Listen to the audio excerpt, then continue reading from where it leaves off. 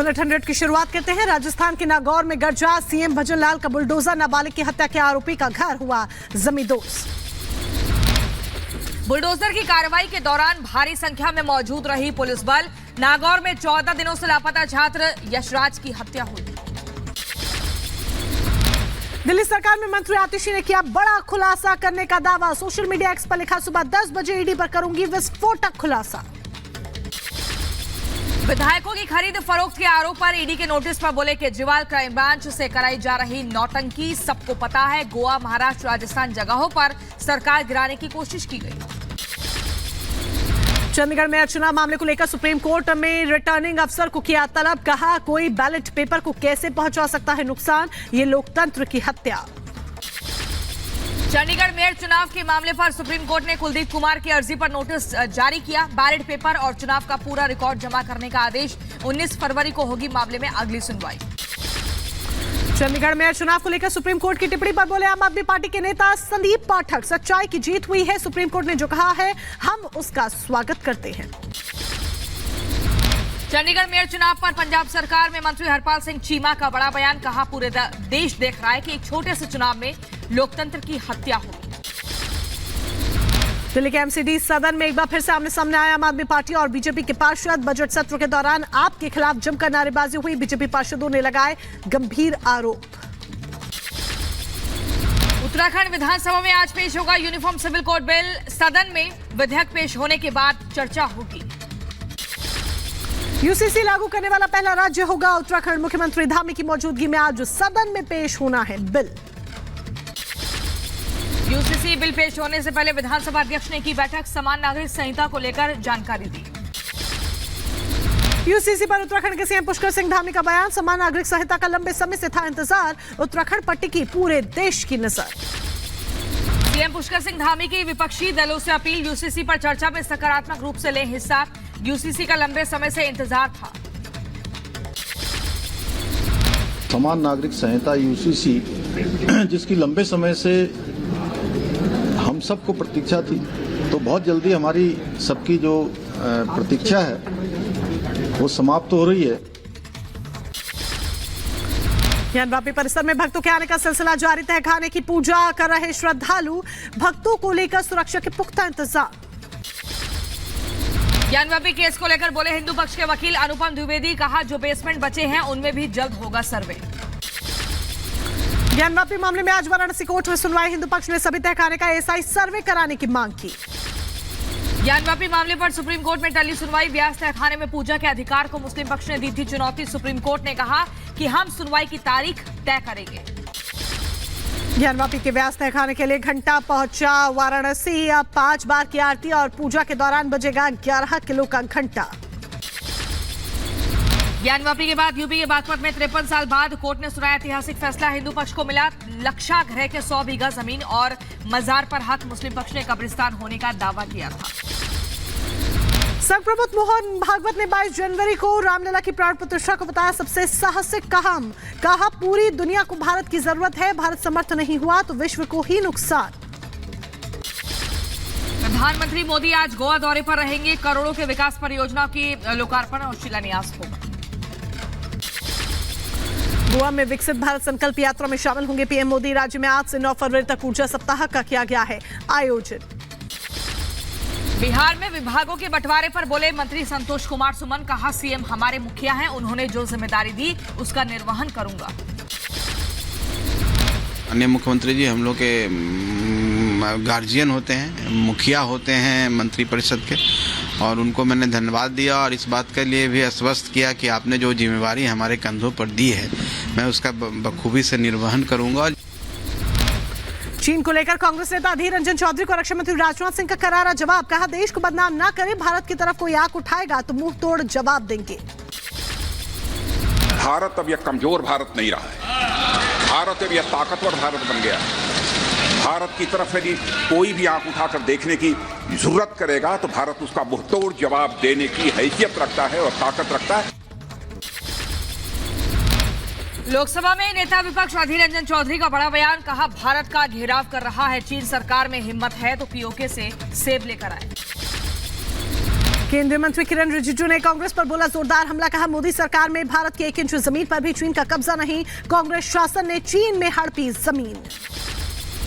जो भी जमीन चाइना बैठा है वो कांग्रेस के समय में कब्जा करके बैठा है। मोदी जी आने के बाद 1 इंच में हमारा जमीन के अंदर कोई चाइना का फोर्स आकर के ऑक्युपाई नहीं किया। यूपी के बदायूं में खाद्य विभाग की कार्रवाई, दूध के प्लांट पर छापेमारी की, सैंपल जांच के लिए भेजा। घरेलू हिंसा का मामला आया सामने, पीड़ित शख्स ने पुलिस में की शिकायत, परिवार के सदस्यों पर लगाया गंभीर आरोप। मनी लॉन्ड्रिंग के आरोपों पर पेटीएम का इनकार, कहा हम विदेशी मुद्रा नियमों की जांच या उल्लंघन की रिपोर्टों से इनकार करते हैं। नए क्रिमिनल लॉ को समझने के लिए पुलिस ने शुरू की पढ़ाई, 4 अलग अलग ट्रेनिंग सेंटर्स में चल रही पढ़ाई। पहले बैच में 8,800 पुलिस वालों की मार्च तक ट्रेनिंग, दूसरा बैच मार्च से ही होगा शुरू। मध्य प्रदेश के देवास में ऑनलाइन गेमिंग वेबसाइट के घोटालेबाज जाकिर पठान के घर और कैफे पर चला बुलडोजर, हाट पिपलिया इलाके में ढहाई गई अवैध संपत्ति। यूपी के बाराबंकी में सैकड़ों लोगों के धर्मांतरण करने वाला एक सनसनीखेज खुलासा हुआ, करीब 160 लोगों का धर्मांतरण कराने का आरोप। प्रार्थना सभा के बहाने कई जिलों से बुलाए गए थे लोग, जांच में जुटी पुलिस। यूपी के बहराइच में तेंदुए का आतंक, घर के बाहर खेल रही बच्ची पर हमला किया। हैदराबाद में बीजेपी अध्यक्ष किशन रेड्डी ने सालार जंग संग्रहालय का भ्रमण किया, मौके पर राष्ट्रीय पुरालेख संग्रहालय की रखी आधारशिला। राजधानी दिल्ली में ठंड का सितम जारी, कई जगहों पर अभी भी कोहरे का कहर, लोगों को करना पड़ रहा परेशानियों का सामना। हिमाचल में भी तापमान में नहीं आई गिरावट, लोगों को करना पड़ रहा है ठंड का सामना, मुश्किलें बढ़ी।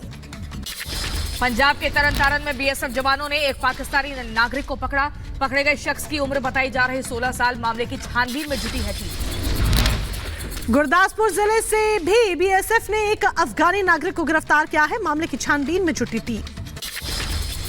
यूपी के सीतापुर में पुलिस ने की बड़ी कार्रवाई, 25,000 का इनामिया बदमाश मुठभेड़ के दौरान गिरफ्तार हुआ, आगे की कार्रवाई में जुटी पुलिस।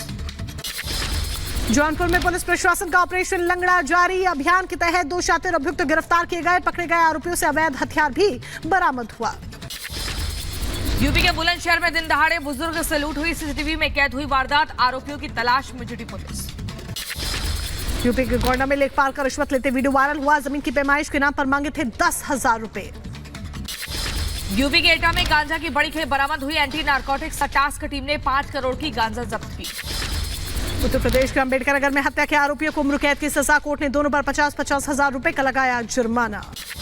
यूपी के ग्रेटर नोएडा में पुलिस और बदमाशों के बीच मुठभेड़, बदमाश सुंदर भाटी गैंग का सदस्य सुमित मुठभेड़ में घायल हुआ, पिस्टल, हथियार और लग्जरी गाड़ी बरामद हुई, 6 से ज्यादा मामलों में तलाश थी। उत्तर प्रदेश के जौनपुर में रास्ते को लेकर विवाद हुआ, दोनों गुटों में जमकर मारपीट हुई है, विवाद का वीडियो सोशल मीडिया पर हो रहा वायरल, पुलिस ने केस दर्ज कर 3 लोगों को किया गिरफ्तार। यूपी के रायबरेली में दबंग ठेकेदार पर सिपाही को पीटने का आरोप, बुरी तरह मारपीट में सिपाही गंभीर रूप से घायल हुआ, इलाज जारी। ठेकेदार रुपेश सिंह की गाड़ी हटाने को लेकर विवाद हुआ था। राजस्थान के भिलवाड़ा में बीजेपी नेता पर गोलीबारी मामले से नाराज लोगों का जिला कलेक्ट्रेट पर प्रदर्शन, गोलीबारी में घायल राजू दरोगा के परिजनों ने कलेक्ट्रेट गेट पर चूड़ियां बांधकर जताया विरोध। मध्य प्रदेश के दमोह में कोतवाली में हंगामा, हेट स्पीच देने वाला मुख्य आरोपी समेत 3 लोगों को पुलिस ने गिरफ्तार किया, सभी को जेल भेजा गया। मामले में 40 अज्ञात लोगों पर केस दर्ज हुआ, मजिस्ट्रियल जांच शुरू। उत्तर प्रदेश के रायबरेली से 5 करोड़ का गांजा बरामद हुआ, 2 तस्करों को गिरफ्तार किया गया, डीसीएम के जरिए छत्तीसगढ़ से लखनऊ लाया जा रहा था गांजा। यूपी के फिरोजाबाद में मिर्जापुर पुलिस का नोटिस, हत्या केस में फरार आरोपी के घर कुर्की का नोटिस चस्पा किया, लाउड स्पीकर से कराई मुनादी।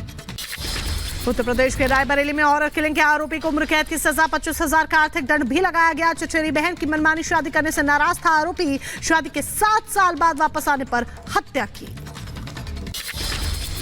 यूपी के बुलंदशहर में युवती की गोली मारकर हत्या, प्रेमी ने खुद को भी गोली मारी, युवती का रिश्ता कहीं और होने से नाराज था आरोपी, जांच में जुटी पुलिस और फॉरेंसिक टीम। उत्तर प्रदेश के इटावा में एक बड़ा हादसा हुआ है, सिलेंडर फटने से घर में लगी आग, हादसे में 3 मासूम झुलस गए। और इसी बीच बड़ी खबर आपको बता दें, दिल्ली में ईडी की छापेमारी की खबर, 12 ठिकानों पर छापेमारी की खबर। केजरीवाल के निजी सचिव विभव कुमार के यहां पर रेड पड़ी है, शलभ कुमार जल बोर्ड के पूर्व मेंबर के यहां पर भी रेड पड़ी है। कुल मिलाकर ये 12 ठिकाने बताए जा रहे हैं जहां पर ईडी की टीम पहुंची है। लगातार छापेमारी कर रही है। आप नेताओं के घर पर ईडी की रेड पड़ रही है। आप नेताओं की मुश्किलें भी यहां पर बढ़ती हुई दिख रही है, क्योंकि एक एक करके ईडी की टीम 12 ठिकानों पर पहुंच रही है। और आपको बता दें, यहां पर यह दायरा भी और आगे बढ़ सकता है। जतिन हमारे साथ ग्राउंड जीरो से जुड़ चुके हैं। जतिन, ये पूरा मसला क्या है? ईडी 12 ठिकानों पर रेड करने के लिए पहुंची है। कौन कौन से ये 12 ठिकाने और किस संबंध में पूरी जांच पड़ताल को अंजाम दिया जा रहा है?